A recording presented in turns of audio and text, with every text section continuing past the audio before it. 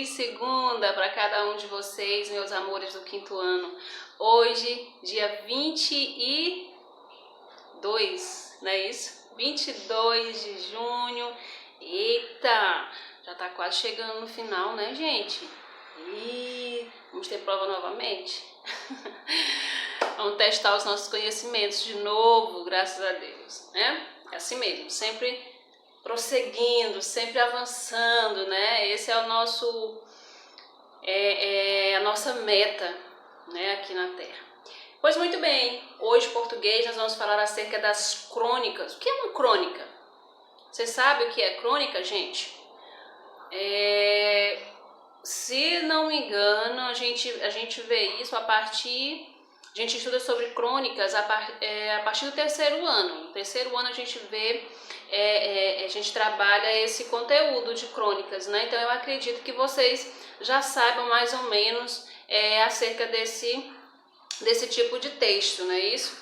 Então esse texto, ele é um texto em que é pego vivências, fatos do dia a dia, né, que são matérias-primas de um texto como esse.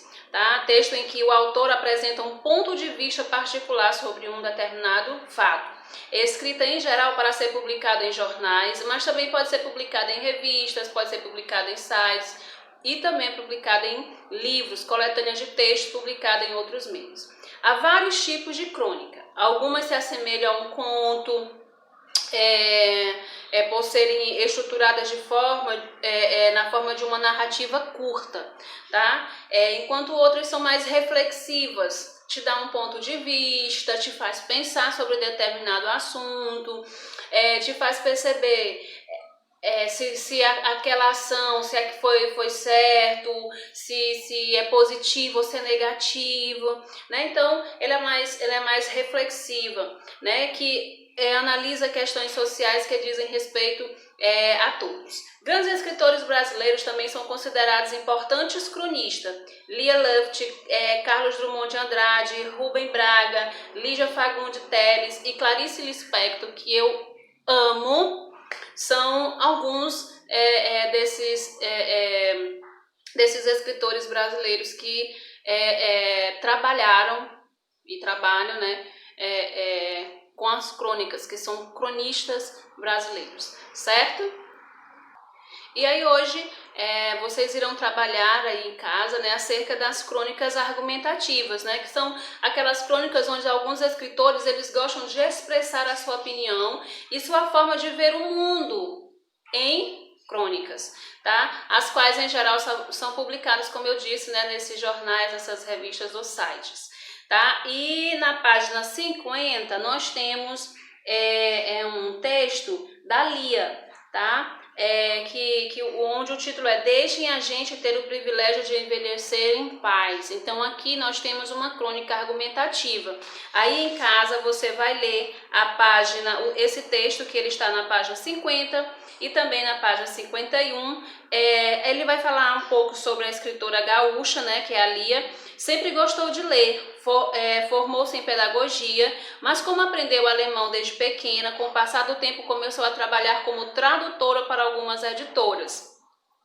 Também traduziu obras de escritores da língua inglesa, além de professora e tradutora. Luft escreve poemas, contos, romances e crônicas, como o texto que vocês irão ler em casa, tá certo? E aí você começa a responder após a leitura do texto, né? Após a leitura dessa crônica, você vai responder a página 51, que é uma questão só, tá?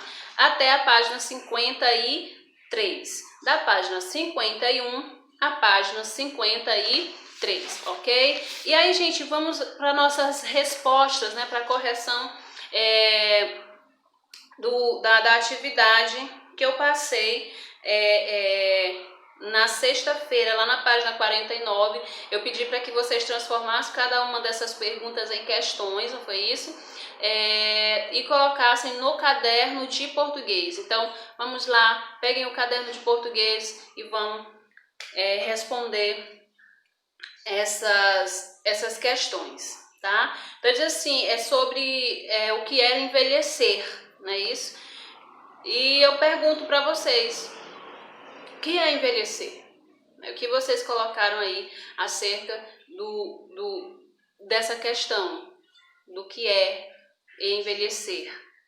E a gente pode responder que o envelhecer ele é um processo natural, né, em que todos os seres vivos, eles passam, não só os seres humanos. Uma árvore, né, ela envelhece, ela tem também as suas etapas, né? Ela nasce, ela cresce, ela se reproduz, né? Ela se desenvolve, ela se reproduz, ela vai envelhecer e, consequentemente, ela vai morrer, né? Do mesmo modo, somos nós, né? Os seres humanos. Nós nascemos e, à medida que nós nascemos, nós já estamos nesse processo de envelhecimento, né? E comemoramos os nossos aniversários, é isso, cada ano. Mas esse amadurecimento, ao mesmo tempo, ele também nos traz ensinos, né? Ele também nos dá fruto, ele nos torna pessoas cada dia mais com mais conteúdo, não é isso? E muitas não conseguem amadurecer como deveria, né? Mas outras amadurecem, não apenas envelhecem. Eles crescem, eles aprendem, né, com essa etapa de desenvolvimento, do envelhecer. Então você pode colocar aí, você que não conseguiu responder, né? Você pode colocar que o envelhecer é um processo natural de todos os seres vivos. Tá? Aí ele pergunta lá na primeira questão, né, que no caso eu acredito que vocês já colocaram sendo a segunda, né, assim, você já ouviu a frase, o tempo não para? Né? Então, eu acredito que todos vocês já ouviram isso, o tempo não para, e a gente tem que acompanhar, né, esse tempo, né, porque realmente ele não para nós, está em contínua atividade, né? E é nesse tempo não para que as mudanças da nossa vida ela vai acontecendo, né? Não só a nossa mudança do ser humano, mas a natureza como um todo, tá? Então o tempo não para nenhum de nós, tá? Nem mesmo para a natureza. E cada fase da vida ela é diferente e ela exige que nós nos adaptemos a ela, tá? A essas fases, tá? Então, qual é o significado disso para a sua vida? Né? Então, aí é uma questão bem pessoal, né? Qual é o significado desse o tempo não para? Qual o significado desse envelhecer para você? Então, para mim, tem um significado positivo, porque à medida em que eu envelheço, eu também amadureço. À medida em que eu envelheço, eu também cresço.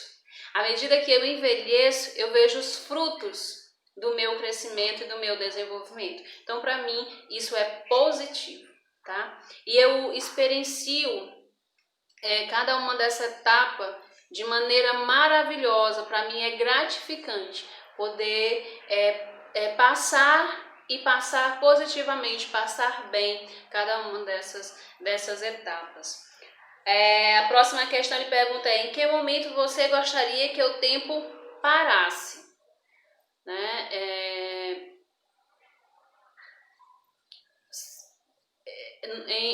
Também é uma questão bem pessoal, né? Se fosse para mim um tempo que eu gostaria que ele parasse, todos os momentos em que eu estou com minha mãe, né, porque a gente sorri, a gente conversa, a gente se diverte, a gente passeia, a gente faz coisas que a gente gosta. Os momentos em que eu estou com minhas sobrinhas, que são crianças e que a gente brinca demais, que a gente se diverte demais. Todos os momentos em que eu estou conversando com meus filhos, em que eu estou ensinando os meus filhos, em que a gente também está se divertindo. Então então são momentos que eu gostaria que parasse, porque são momentos maravilhosos. Mas existe um momento que eu gostaria que ele parasse, na realidade é que eu gostaria que ele voltasse. E que só assim, por uma fração de momentos, eu pudesse aproveitar um pouco mais o meu último dia com meu pai, que já se foi, que está descansando. Então, aquele momento eu gostaria, se eu soubesse, né, se a gente soubesse, eu gostaria que ele parasse, que ele tivesse parado ali, para que eu aproveitasse mais um pouquinho a sua presença aqui no nosso meio. E aí ele pergunta, para você o que é envelhecer, né? Então eu acho que a gente já tratou sobre isso. Com que idade alguém é considerado velho ou um idoso, né? Então a partir dos 60 anos, essa pessoa é considerada um idoso. E aí ele pergunta, que imagem você tem dessa pessoa? Que imagem você tem desse idoso, né?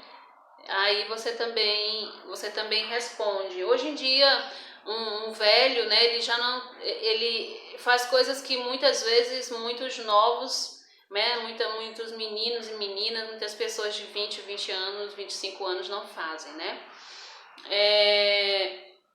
É mais uma questão assim de saúde, quando esse velho, né, quando esse idoso, ele envelhece bem.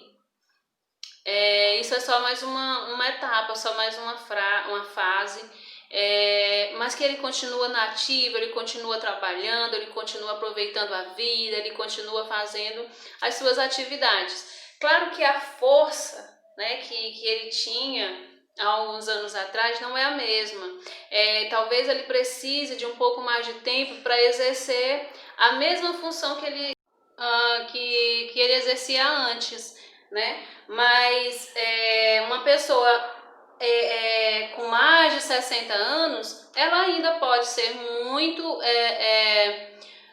ativa e saudável. Então é isso, meus queridos. Eu tenho certeza que vocês também responderam, tiveram perguntas, suas respostas foram semelhantes a essas. Tá? Aqueles que porventura não tiverem respondido às suas atividades, podem usar, né, essas respostas para auxiliar as respostas de vocês, tá certo?